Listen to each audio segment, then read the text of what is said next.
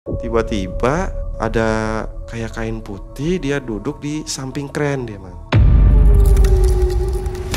Duduk di samping kren, duduk sambil ngayun-ngayunin kayak jubahnya gitulah.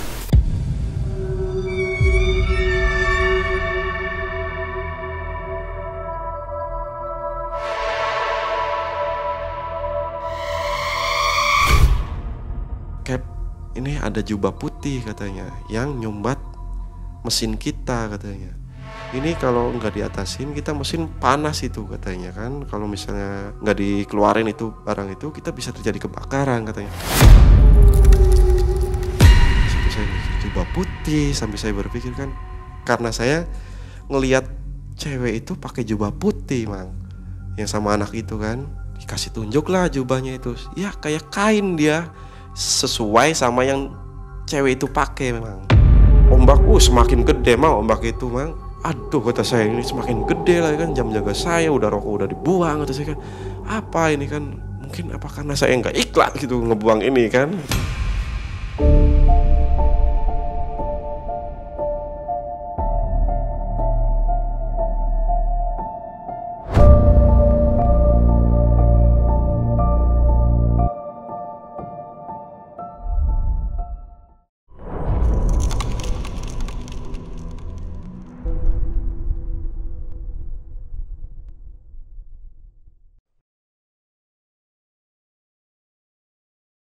Assalamualaikum warahmatullahi wabarakatuh. Waalaikumsalam warahmatullahi wabarakatuh. Selamat malam Sobat Malam Mencekam.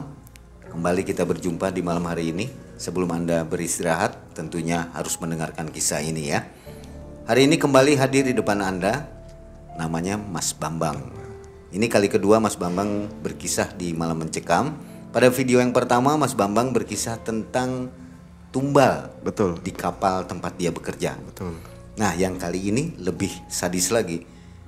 Diganggu ketika melewati perairan Masalembo ya. Betul.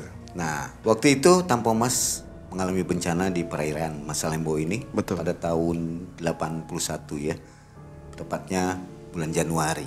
Betul. Nah kejadian itu pun berulang dialami oleh Mas Bambang ini ketika melewati perairan itu dengan kapalnya. Waktu itu tapi nggak tenggelam. Ya. Itu hanya diganggu ya. Betul. Gimana perasaan waktu itu tuh? Ya mencekam juga sih, Pak. Karena itu tengah malam deh kejadiannya itu. Sampai mogok juga kapalnya. Betul, sampai mogok juga kita. Sampai ya ada sesuatu juga itu di mesin kapalnya itu. Ya. Dari penunggu situ mungkin lah. Entah kenapa ya. Iya betul. Baik Sobat MM, kita akan dengarkan kisah dari Mas Bambang. Jangan skip videonya sampai habis supaya nggak gagal paham. Silakan Mas Bambang.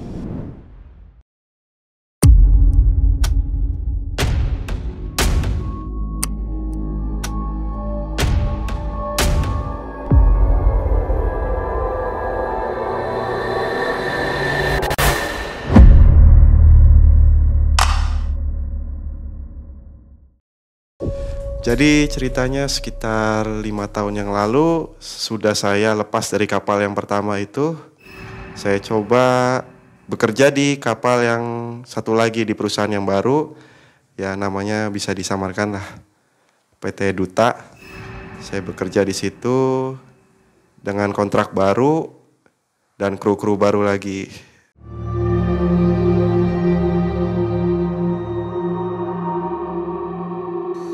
Waktu pertama saya berlayar, saya ngerasa biasa-biasa aja sih, sama seperti biasa, pelayaran biasa gitu. Cuma saya kebagian di line barat terus ya. Jakarta, Sumatera, Padang. Sampai pada akhirnya ada berita kita disuruh bawa muatan ke Makassar itu. Tepatnya pada tanggal 20 Januari. Di situ saya udah sempat mikir toh, karena Makassar otomatis kita bakal ngelewatin pulau Masalembo itu. Sudah pernah dengar mitosnya kalau Masalembo itu Betul. berbahaya? Karena mitosnya itu di situ udah terkenal lah untuk kalangan semua pelaut, bahwa daerah Masalembo itu memang daerah-daerah yang mencekam gitu lah. Karena sebelumnya juga kan pernah ada yang kebakar di situ kapal-kapal. Dan pada akhirnya posisi saya waktu itu masih di Batam dia. Posisi di Batam, kita masih proses bongkar. Dan kapten juga ngabarin kru yang lain bahwa kita harus balik ke Jakarta karena ada muatan sudah menunggu di Jakarta itu untuk bawa ke Makassar. Selang berapa hari muatan itu selesai. Lanjut kita merencanakan pelayaran seperti biasa normal untuk menuju ke Jakarta dan muat di sana. Hari berlalu, kita berjalan menuju ke Jakarta, semua normal biasa aja. Sampai di Jakarta kita diposisikan untuk nyandar karena muatan itu sudah siap untuk dimuat gitu loh, Mang. Kita muat di situ 3 hari kalau nggak salah kita muat itu. Karena udah diburu-buru juga sama pemilik muatan, kita harus cepat bawa ke sana. Kita muat selesai, kapten kontak kayak ke Sabandar gitu untuk persiapan berangkat, semua normal berangkat. Dan di situ saya masih dapat jaga selalu malam saya di situ itu. Jam 12.04 saya kebagian jaga itu. Hari pertama sebelum memasuki Masa Lembo aman lah itu. Saya masih jaga-jaga biasa. Ya bercanda-canda sama kawan sambil cerita-cerita biasa gitu. Hari kedua saya sempat cerita sama kawan untuk di Masa Lembo ini masalah yang rumor-rumor katanya kita harus santun lah, sopan gitu kan. Kayak harus buang, ya mitosnya kita harus buang rokok gitu lah biar selamat ngelewatin tempat itu. Saya cerita sama kawan katanya itu hanya mitos biasa, katanya ya disepelein lah sama kawan ibaratnya. Oke lah, mungkin dia udah pengalaman atau gimana kan saya nggak mikir panjang gitu kan. Hari ketiga, tepatnya hari Kamis, jam 8.12 kita masih mendekati Masa Lembo itu. Jam jaga kapten sama jurumudi 1 itu masih normal lah dia bawa itu. Saya kan masih istirahat itu, masih tidur untuk persiapan jaga jam 12.04 itu.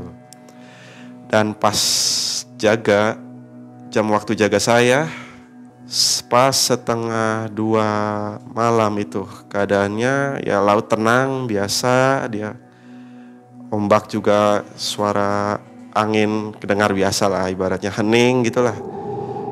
Tiba-tiba ada suara kayak orang kepanasan gitulah, kayak minta tolong untuk diselamatkan atau gimana gitu kan, mungkin entah suara angin atau apa kan saya nggak gubris itulah untuk masalah itu.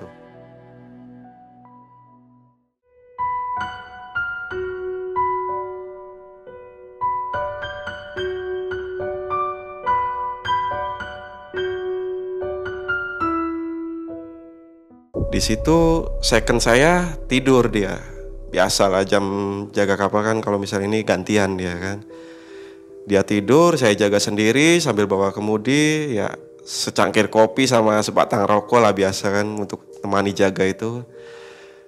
Saya dengar suara itu, kayak jeritan itu, kemana ya, kayak orang kesakitan gitulah. Terus selang berapa menit, ada tuh kayak sosok-sosok anak kecil sama cewek lah kalau nggak salah itu, Mak.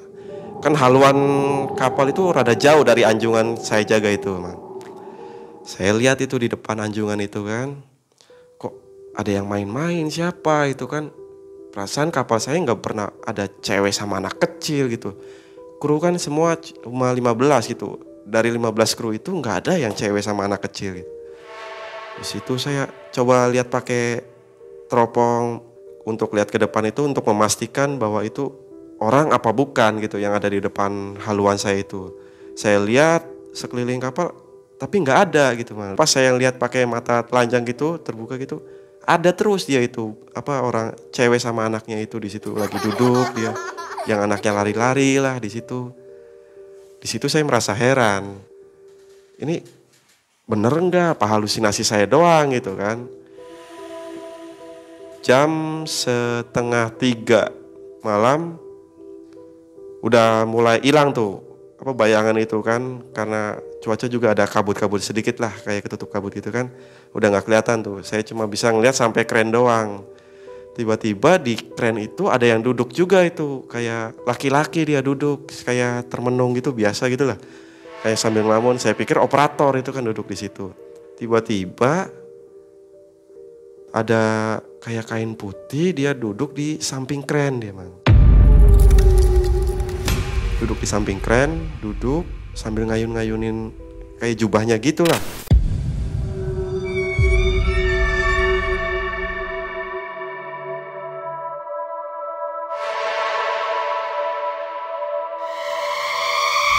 Wih, di situ saya langsung merinding, saya coba bangunin ini yang teman saya jaga itu untuk memastikan itu benar apa enggak adanya atau mungkin saya cuma halusinasi gitu kan. Kelihatan wajah nggak? Kalau wajah enggak, cuma sekedar rambut doang, dia kayak duduk aja gitu, dia ngadep ke belakang saya gitu dia. Saya bangunin itu kawan saya untuk, "Ken, coba bangun Ken," kata saya. "Ada apa?" katanya. "Ada kapal kali di depan."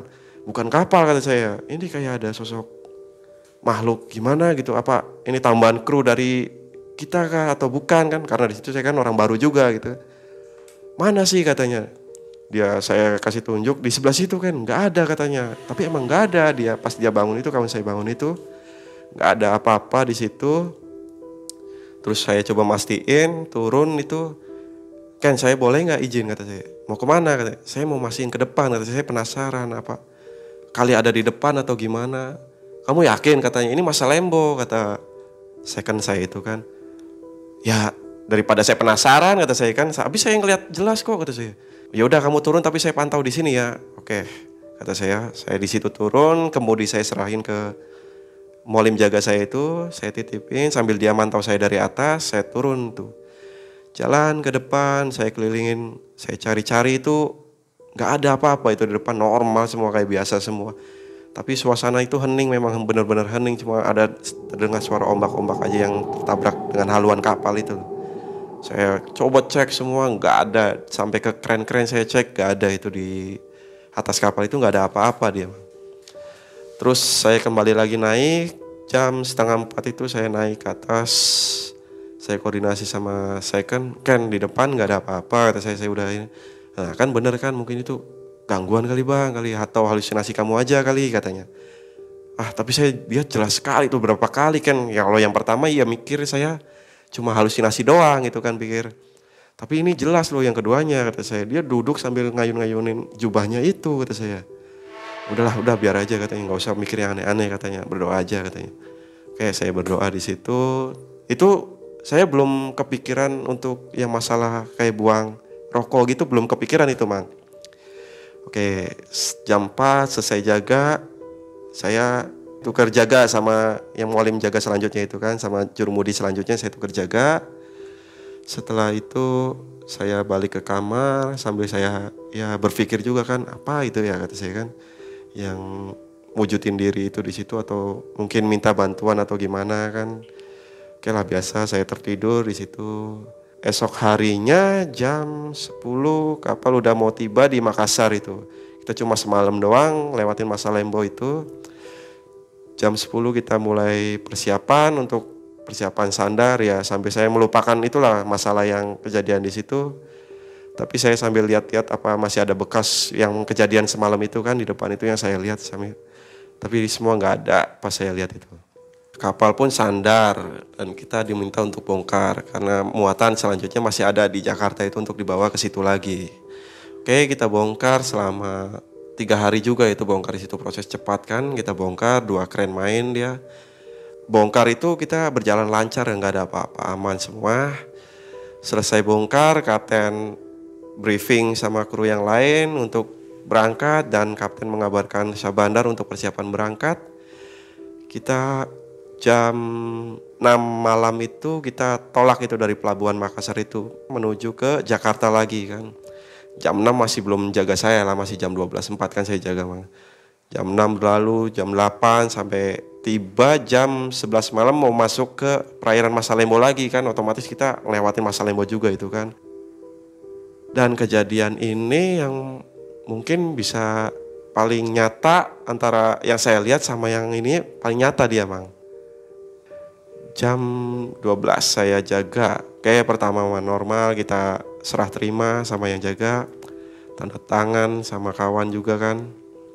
Di situ semua udah pada pergi, ya biasalah kawan saya tidur juga kan, udah jam waktunya tidur dia kan, istirahat juga di atas. Kebetulan waktu itu pas kita mau ngelewat Masa Lembo itu posisi ombak mang. Ombak, angin kencang dan kayak hujan-hujan gitulah. Kita kan sempat nggak kabur juga ngelihat ke depan itu kan. Ombak besar itu sekitar 2 meter ombaknya itu. Ya kita pakai manual, bukan lagi pakai power steering lagi kan, bukan otomatis lagi kita bawa itu. Saya pakai manual biasa nyetir sambil menceng-menceng, sambil saya berdoa semoga nggak terjadi apa-apa juga kan, dan kapal selamat sampai Jakarta mungkin. Jam 2 malam pas jaga saya itu jam 2 malam dan lihat radar itu kosong, dia di depan itu kosong, pokoknya nggak ada apa-apa di depan itu. Pokoknya hanya ada pulau juga, itu Pulau Masa Lembo juga jauh dia kelihatannya itu di radar itu, nggak nampak pulaunya itu karena kita posisi malam juga kan mang. Malam tiba-tiba kapal goyang dan mesin mati, kita itu pokoknya blackout di situ itu mang. Kalau ibaratnya kalau di pelaut itu namanya blackout lah. Semua mesin induk, mesin ini juga mati semua itu. Entah karena apa, dan kita di situ saya langsung bangunin itu second itu, Ken kata saya. Ini mesin nggak bisa gerak dan steering juga nggak berfungsi kata saya kan. Kita melenceng terlalu jauh dari haluan kita, hanya kita ke bawah sama ombak-ombak gitu lah. Kita ke bawah ombak kan kata kita. Mesin di bawah mati. Oke, saya hubungin sama ini katanya, perwira mesin yang jaga kan. Dan si second itu kontak sama perwira mesin. Iya katanya ada masalah ini di mesin katanya. Wih di situ kita ngombang-ambing, pokoknya adalah sejam lah itu kita.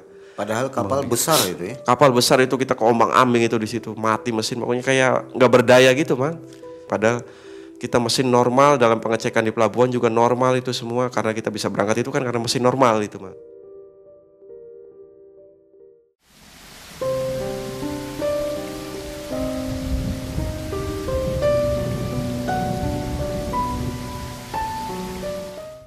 Di situ masinis berjuang semua sama kru-krunya itu, kayak oiler, masinis 2, masinis 1 semua pada bangun, gak ada yang tertidur itu, berjuang untuk beresin mesin induk kita itu mang. Dan setengah jam berlalu masih belum ketemu ini penyebab mesin mati ini, belum ketemu. Kita udah terombang-ambing itu, menjauh dari Masa Lembo itu, pulaunya itu menjauh pokoknya. Kita kosong keadaan, kita coba kontak radio juga udah nggak bisa gitu kan mang. Kita mau minta bantuan nggak bisa. Di situ saya sambil mikir kejadian yang Masa Lembo yang kapal Tampomas 1981 itu tenggelam begini keadaannya, apa karena dari mesin dia kebakar atau gimana gitu kan. Saya di situ langsung berpikiran langsung menjurus ke kapal Tampomas gitu mang. Entah kenapa gitu saya langsung berpikirnya ke situ. Selang berapa menit, sekitar 45 menit lah. Di situ masinis mulai ketemu tuh ininya kendala yang ada di mesin itu mang. Ini masalahnya udah ketemu katanya di bagian pipa penyedotan penyedotan airnya itu kayak ada yang tersumbat katanya. Ini bisa terjadi kebakaran kalau misalnya kita nggak cepat atasin. Di situ saya sambil apa ini bakal kejadiannya sama gitu dengan Tampomas.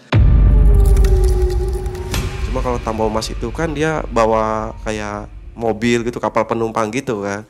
Kalau kita mungkin cuma mesin doang, apa mungkin ini bakal terjadi sama kita atau gimana kan. Di situ saya coba ngomong sama kapten, gimana kalau kita untuk yang muslim berdoa di atas anjungan kata saya kan, untuk biar kita bisa selamat. Dan kapten pun oke, katanya ngumpulin yang perwira dek itu untuk naik ke anjungan semua, kita bantu dengan doa kan, karena kita posisi kan beda mesin sama dek itu kan. Yang mesin biar tetap kerja untuk ngurusin mesin itu mang. Kita berdoa di situ sambil saya ingat kata dari orang Sulawesi juga kalau nggak salah mang. Dia sempat cerita ke saya bahwa kita setiap pelayaran melewat Masa Lembo itu harus ngebuang sesuatu lah mang untuk yang di pulau tersebut, penunggunya ibaratnya. Karena saya dulunya awalnya mengabaikan itu, pikir saya apa salahnya kalau saya gunain gitu loh. Cara yang dia pakai itu Sampai kawan-kawan pada berdoa di situ, semua udah pada kumpul berdoa. Saya izin sebentar keluar, ambil sebatang rokok, saya buang itu rokok itu ke laut, Mang. Untuk ngikutin saran dari orang itu kan. Oke, saya buang. Rokoknya dinyalakan dulu atau enggak? Enggak, itu rokoknya mati, memang keadaan mati, masih utuh, tapi kan saya buang itu sebatang rokok itu ke laut. Kapten nanya, "Bang, kamu ngapain?" katanya. "Kok nggak ikut ini berdoa?" katanya. "Bentar, Cap," kata saya lagi ini dulu," kata saya. Alasannya buang ludah lah ibaratnya kan, sambil nutupin ke kapten biar nggak tahu gitu kan. "Oh ya udah," katanya, "cepetan," katanya, "sini gabung juga," kata kapten, kan kapal kita udah ombak-ombak gitu kan. "Iya, Cap," kata saya, "bentar," kata saya. Saya buang, nggak lama saya balik lagi di situ, nyatu lagi sama kawan, ikut berdoa, dan masalah itu kelar itu.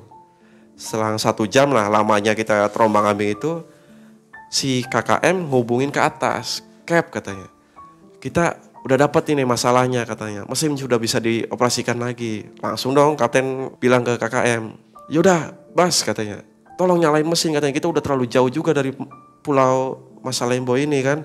Kita udah ngombang-ambing ini, takutnya kita nabrak di karang," katanya, "karena di sini banyak karang." Posisi jangkar boleh turunkan atau enggak? Nggak bisa turun sama sekali. Pokoknya mesin itu mati total. Mesin jangkar juga kita nggak bisa turunin itu. Karena percuma kalau turun juga kan, itu laut sekitar 1000 meter itu di situ itu. Nggak akan sampai ya? Nggak akan sampai, jangkar juga yang ada habis dia kalau turun jangkar itu. Kapten minta untuk nyalakan AS1 untuk normalin ini dulu lampunya, baru kita nyalain mesin induk. Nah di situ dah kita briefing sama kapten itu. Saya masih tetap jaga dan kita briefing juga di atas kan. Saya kembaliin normal lagi kemudi itu, kembali ke sesuai haluan permintaan kapten. "Tolong Bang kembaliin ke haluan yang semula lagi," katanya. "Oke Cap," kata saya. Balikin di situ, saya sambil alhamdulillah, sambil berdoa gitu lah, "Alhamdulillah kita selamat," gitu kan. Apa benar gitu, sampai saya mikir juga itu kembaliin haluan itu kan, sampai ini ternyata benar juga gitu omongan dari orang Sulawesi ini katanya. Atau mungkin firasat atau gimana lah, saya nggak tahu itu kan, tapi memang betul adanya itu, kapal itu langsung nyala dia, Mang, nyala semua, normal semua itu mesin itu. Sampai pada akhirnya di situ ketemulah sama masinis naik ke atas, dia ceritain dan sambil bawa barang itu, Mang, yang penyebab kapal mati itu loh. Dia ceritain katanya, "Cap, ini ada jubah putih," katanya, "yang nyumbat mesin kita," katanya. "Ini kalau nggak diatasin kita mesin panas itu," katanya kan. "Kalau misalnya nggak dikeluarin itu barang itu, kita bisa terjadi kebakaran," katanya. Situ saya mikir jubah putih, sampai saya berpikir kan, tar dulu saya coba kembali ke hari sebelumnya itu pas pertama lewat kan, karena saya ngelihat cewek itu pakai jubah putih, Mang, yang sama anak itu kan. Tanpa basa-basi saya coba ngomong ke masinis itu, "Coba Bas, saya boleh lihat nggak?" kata saya, "jubahnya itu," kata saya. Dikasih tunjuk lah jubahnya itu. Ya kayak kain dia, sesuai sama yang cewek itu pakai memang. Ternyata memang. Kok kata saya benar adanya, kata saya, kok sama yang saya lihat itu. Gimana bentuknya itu? Kaos putih aja, Mang, kaos putih dia. Kaos putih? Iya, bentuknya putih dia. Jadi kegulung-gulung, mungkin udah masuk ke itu kan, jadi kegulung-gulung kayak warna kotor. Tapi kalau misalnya dicuci memang bersih, itu putih itu warnanya. Itu memang warnanya putih dia itu. Sama pas saya lihat cewek itu, dia pakai itu pas dia gelantung-gelantungin jubah itu kan, yang pas dia gelantungan itu di kren itu sama bentuknya. Itu di gelantungan di kren kan posisi gelap itu, Mas. Duduk dia, ya karena gelap itu dia kelihatan, jubahnya kan warna putih dia, Mang. Pas saya pakai itu dia putih, dia kelihatan itu. Dia gelantungan di situ. Saya cerita sama second, "Sama ini Ken, yang benar kamu," katanya. "Benar Ken," kata saya. "Terus ini mesin nyala juga. Tadi saya buang sebatang rokok," kata saya. "Kok bisa kamu bawa sebatang rokok?" kata saya kan penasaran, tanya ke saya dia. "Iya Ken," kata saya. "Saya ambil omongan dari orang Sulawesi sebelum pas kita nyandar itu kan, saya sempat jalan-jalan keluar gitu kan. Karena dia tanya, 'Kamu dari mana?' Katanya, "Dari Jakarta Mas," kata saya kan, sempat tanya gitu kan. Saya ulas lagi. Di situ saya ketemu kan, kata saya, sama orang Sulawesi itu. Dan dia bercerita katanya, kalau di Masalembo itu hati-hati, sakral juga di situ katanya. Kejadian yang Tampo Mas itu dia benar adanya katanya. Karena dia ngelewatin pantangan itu.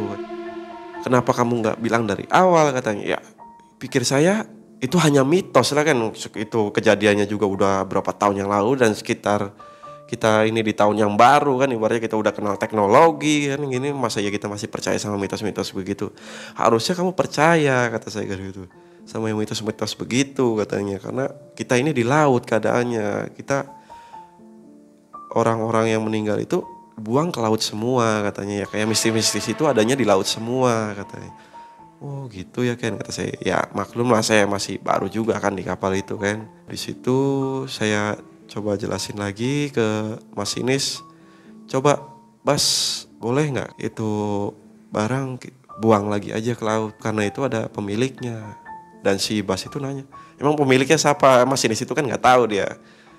Ya ada lah pokoknya pemiliknya itu, takutnya nanti kita kalau bawa ke Jakarta malah jadi ini lagi kapal kita kan.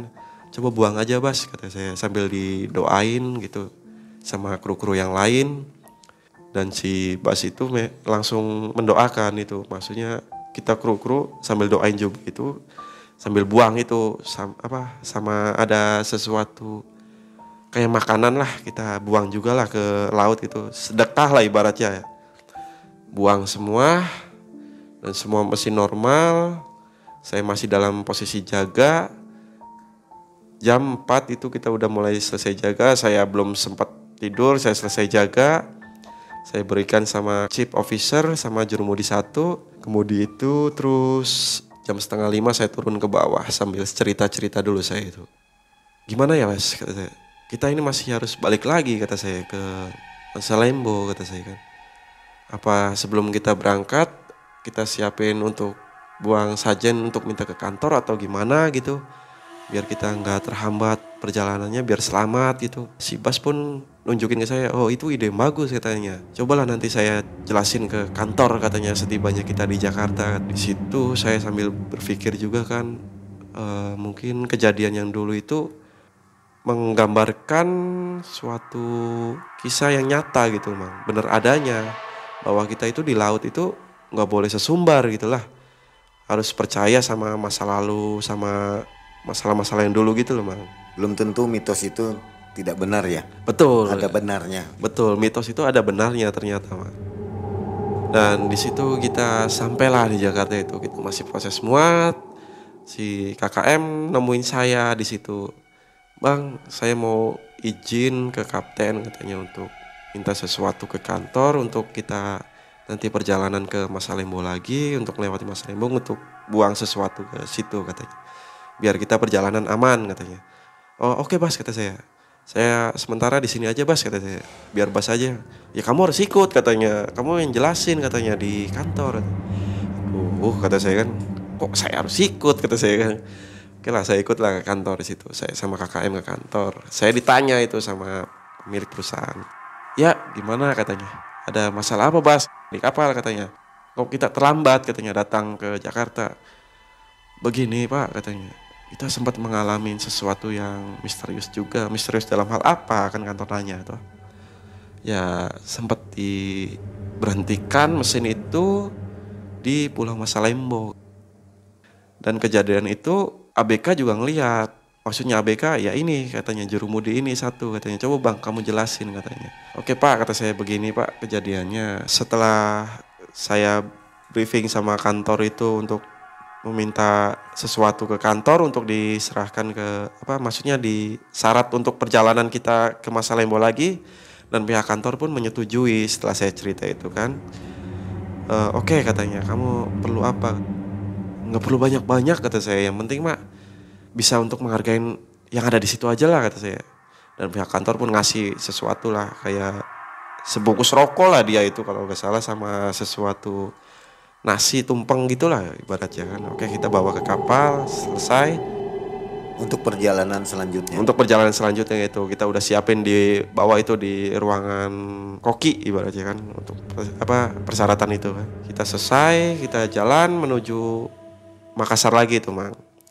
2 hari berjalan di situ, kita persiapan lah ibaratnya udah mau masukin Masalembo kan. Kita setiap 3 hari itu kita pasti masuk Masalembo itu. 3 hari berjalan kita udah mendekati Masalembo itu. Kapten nanya saya, Bang posisi yang bagus di mana katanya untuk buang katanya. yang setahu saya lintangnya sebentar lagi mau nyampe kayak lintang Bojore itu. Apa di situ aja kayak yang saya lihat gitu. Koordinatnya ya. Iya, koordinatnya itu. Oke, katanya setuju katanya. Dan saya pun nyampe itu di lintang yang saya itu, koordinat yang saya lihat sesuatu itu, Mang.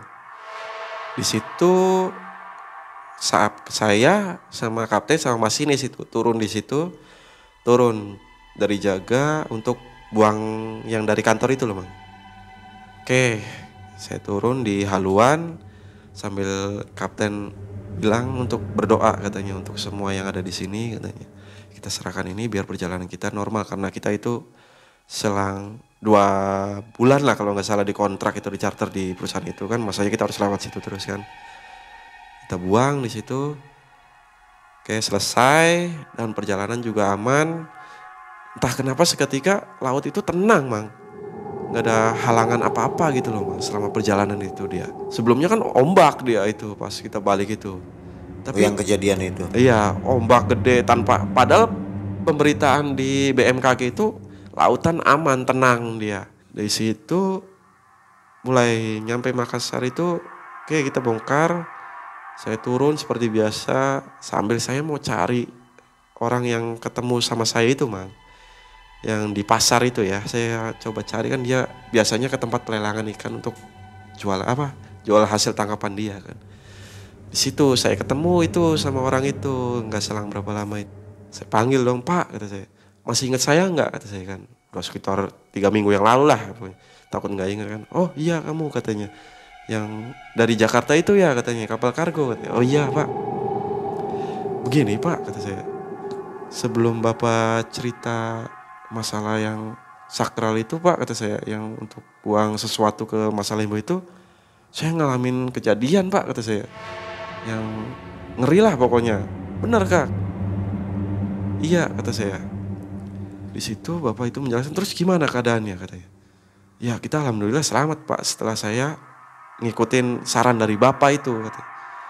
Ah makanya Dek, katanya, hati-hati kalau di situ. Bagus di situ kamu nggak terjadi kebakaran, katanya. Kalau rata-rata di situ yang lewat situ pasti semua kebakaran, katanya.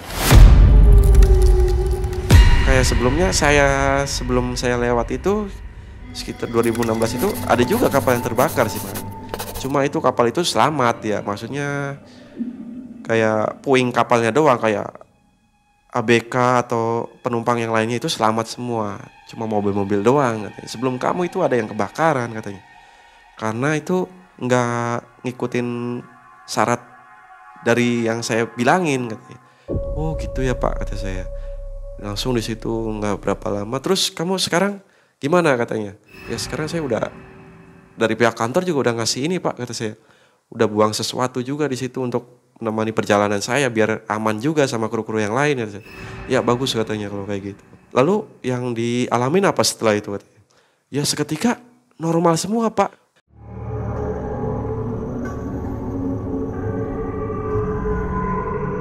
Udah lain kali hati-hati aja, katanya, kalau lewat Masa Lembo, dia bilang kan.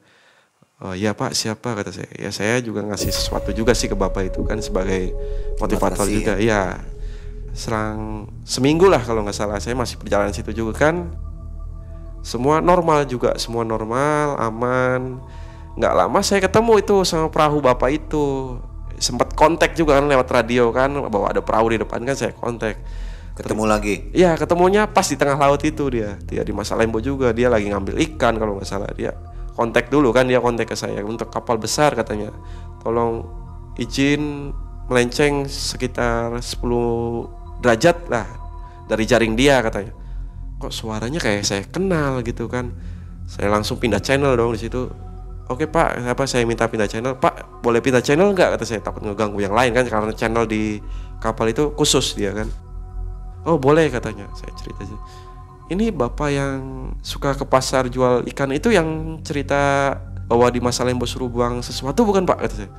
Oh iya betul, ini kah kapal kamu, kata dia. Iya Pak, kata saya. Terus dia bilang, oke Pak, katanya, tolong bisa pinggir 10 derajat gak, katanya, dari jaring saya, karena nanti itu pasti nabrak jaring saya, katanya, kalau misalnya kamu masih di haluan saya, katanya. Oh iya siap-siap Pak, kata saya. Bapak berapa orang di kapal, kata saya tanya. Saya cuma 3 orang, katanya, di kapal. 3 orang Pak, kata saya, di Masa Lembo. Sampai jam berapa, kata saya.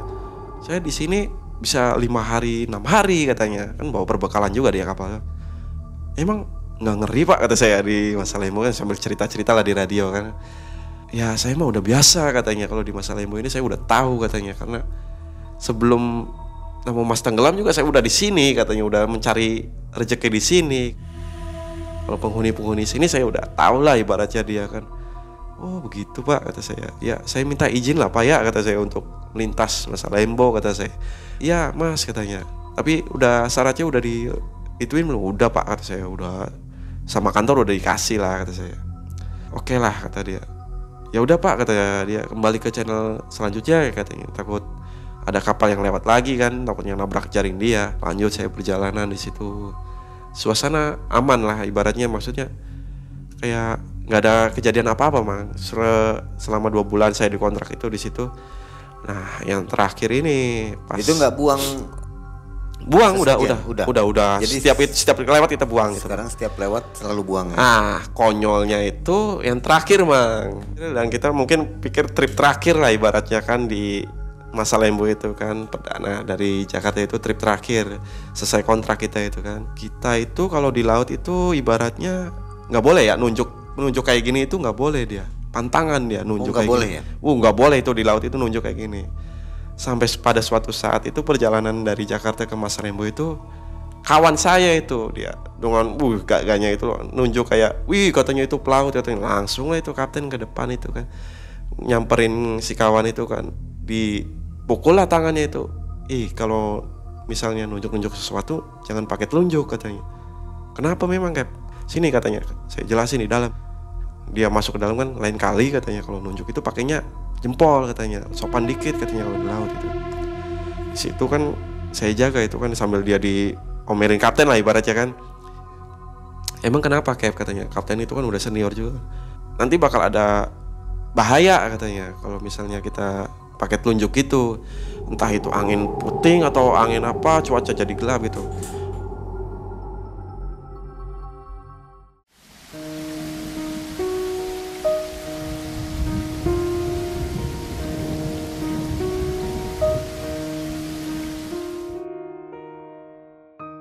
Oh di situ saya baru tahu kan, cobalah saya, itu mungkin mitos lagi atau buat saya kan mitos baru kan.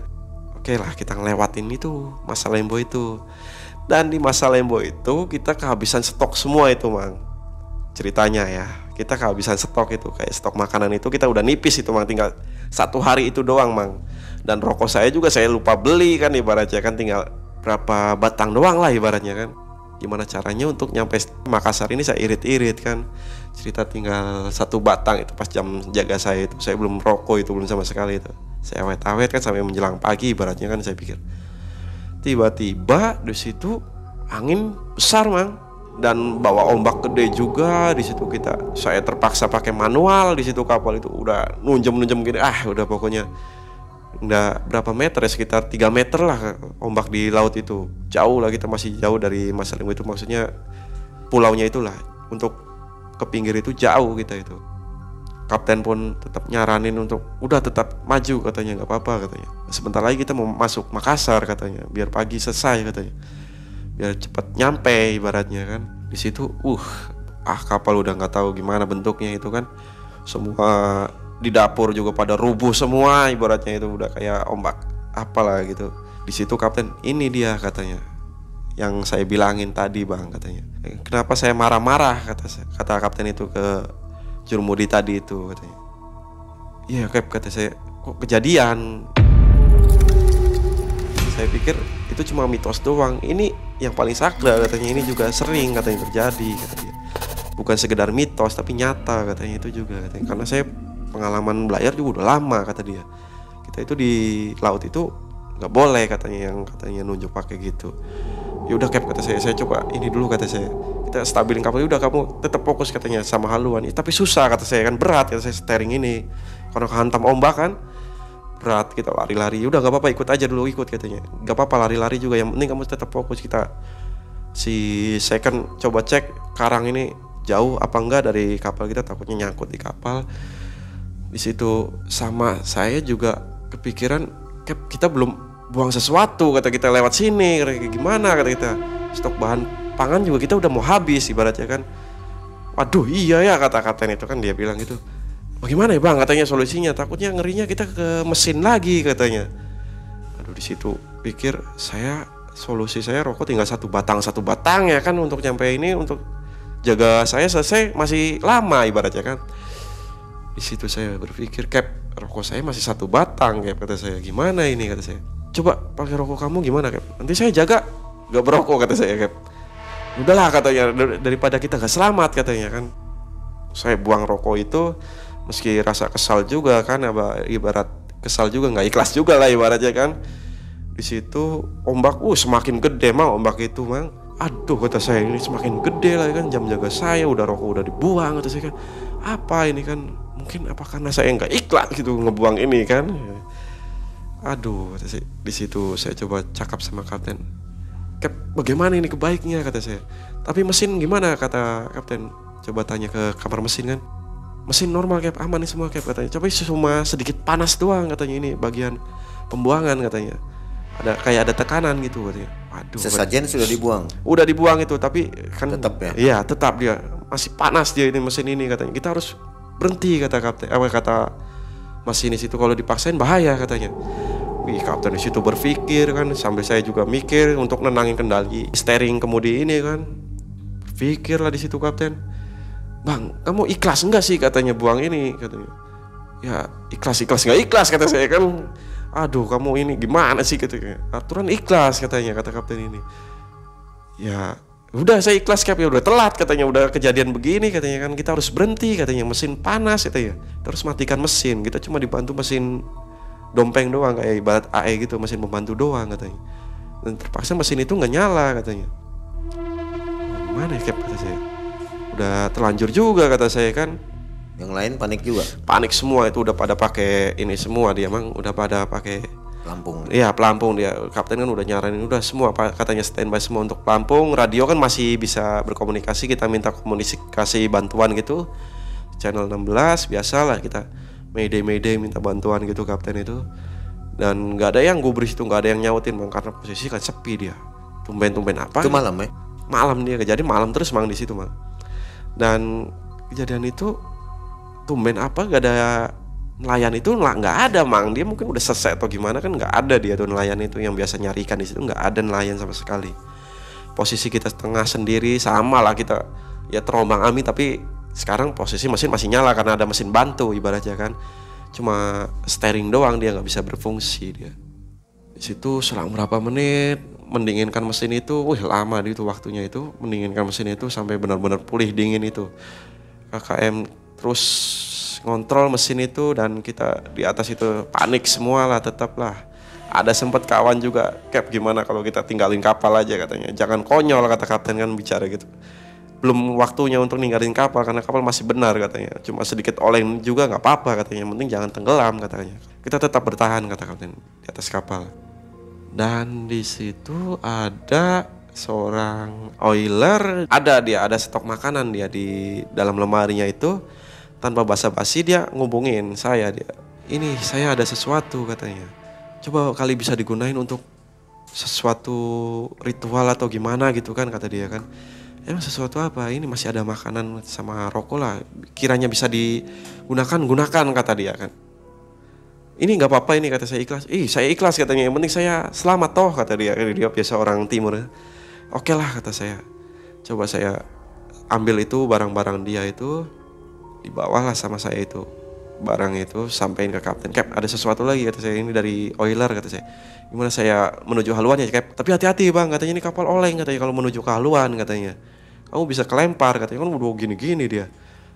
Duh ya juga ya kata saya kan. Situ saya pakai tali diikat kan badan saya tempelin di railing itu, tali itu, safety belt itu. Sambil tempelin, sambil berjalan merangkang-rangkang, sambil bawa itu. Sampailah tiba itu di haluan itu, nggak lama saya coba lempar itu makanan itu bang. Dan seketika saya langsung bergegas balik lah bang, untuk naik kanjungan lagi ya. Bergegas balik ke atas. Gimana bang kata kapten? Udah Cap kata saya. Coba Cap tanya kamar mesin lagi Cap, gimana untuk mesin kita ini katanya. udah terlalu lama juga kita ngomong-ngomong ini, udah terlalu jauh juga kan, ibaratnya kita cuma dibantu mesin dompeng doang gitu kan. Kapten tanyalah itu di situ kapten sama masinis satu kan, gimana Bas katanya, mesin bisa untuk operasi lagi nih katanya, coba ya Cap katanya, saya coba katanya, kalau bisa kita lanjut perjalanan, kalau nggak bisa terpaksa kita untuk menginap lagi katanya di Masa Lembo ini katanya. Coba berapa kali dicoba masih nggak bisa di situ. Bantulah saya sambil berdoa sama kru yang lain, sambil bantu doa, semua berdoa semua untuk keselamatan semua. Dan akhirnya di situ bisa juga mah. Kita itu mesin induk itu beroperasi juga, maulah kita itu kan. Di situ oke, katanya kita semua kembali normal semua, kata kapten kan. Coba Bang, balikin lagi ke haluan yang tadi, jangan sampai ngelawan ombak katanya. Coba kita lurusin lagi katanya haluan yang tadi kita tujuan ke Makassar katanya. Berapa derajat lagi itu udah melenceng, itu saya coba kendaliin di situ. Mesin itu karena jurumudi kan cuma saya satu-satunya yang bisa ininya kan, kemudi itu loh. Saya alihin lagi kemudi itu. Oke, kita udah kembali normal, itu sempat masih goyang-goyang sedikit itu. Dan mesin itu memang normal itu Mang adanya Mang. Kayak seketika kita berjalan aja lah ibaratnya gitu. Wah, di situ saya mikir mungkin ini kekonyolan saya karena kurang ikhlas kali kan ngasih sesuatu itu ke sesajen tadi. Iya, sesajen itu satu itu kan. Untung ditambah sesajen. Untung masih ada dari oiler itu kata makanannya. Ya betul kata saya. Dan pada sampai pelabuhan itu kita di situ untuk berlabuh dulu di situ. Kita untuk disaranin untuk berlabuh karena posisi dermaga nggak bisa itu untuk nyandar karena masih ada kapal lain kan. Kita berlabuh, kita ngecek semua mesin semua normal Mang, mesin itu nggak ada apa-apa, semua itu nggak ada kendala. Dan sampai pada akhirnya kita disuruh sandar, bongkar, selesai lah itu. Pokoknya kisah kita di Masa Lembo itu, pokoknya udah tahu semua masalah yang di Masa Lembo. Dari mitos-mitos yang ada itu memang benar adanya Mang, nggak bisa dihilangin dari masyarakat yang baru-baru gitulah ibaratnya. Akhirnya selamat semua ya? Semua selamat dari perjalanan itu. Jadi tragedi Masa Lembo Mas Bambang ini ngalami sampai 3 kali ya? Ya 3 kali betul. 3 kali bolak-balik gitu ya? Oke Sobat MM, itulah kisah yang menarik, kisah nyata dari Mas Bambang waktu menjadi pelaut ya. Betul. Ini udah keluar sekarang? Sekarang masih bergelut di dunia laut, cuma sekarang masih nunggu panggilan lah ibaratnya Bang. Mau naik lagi ya? Betul, kalau ada panggilan yang baik ya istimewa atau gimana gitu kan, nggak ada hal-hal mistik gitulah ibaratnya, bisa lah. Tapi kebanyakan di laut saya mistik terus sih keadaannya. Keluar dari kapal yang terakhir ini bukan karena dipecat atau bukan karena takut hantu, bukan karena tumbal, itu bukan ya? Bukan karena kontrak habis dan saya memang mau cari yang pengalaman yang baru lagi lah, mungkin bisa untuk nanti jadi bahan pembicaraan kedepannya lagi sama keluarga gitu. Baik, nah Sobat MM, kisah itu menjadi suatu tambahan ilmu untuk kita bahwa di laut itu harus ada adab juga. Tadi saya dapat masukan selain sopan santun dan cara menunjuk ya. Iya betul. Itu tidak boleh pakai telunjuk dia. Harus pakai jempol dia. Nah, ini saya baru tahu nih. Jadi seperti orang Sunda dan Jawa ya. Ya betul, karena sopan santunnya itu ada di jempol dia. Itu kan? Langsung kontan kejadian. Langsung itu kejadian itu langsung dia tanpa basa-basi dia Bang itu. Terima kasih infonya Mas Bambang, terima kasih juga kisahnya. Kita akan jumpa di lain kesempatan. Akhirnya Mang Ei dan tim undur diri. Assalamualaikum warahmatullahi wabarakatuh. Waalaikumsalam warahmatullahi wabarakatuh.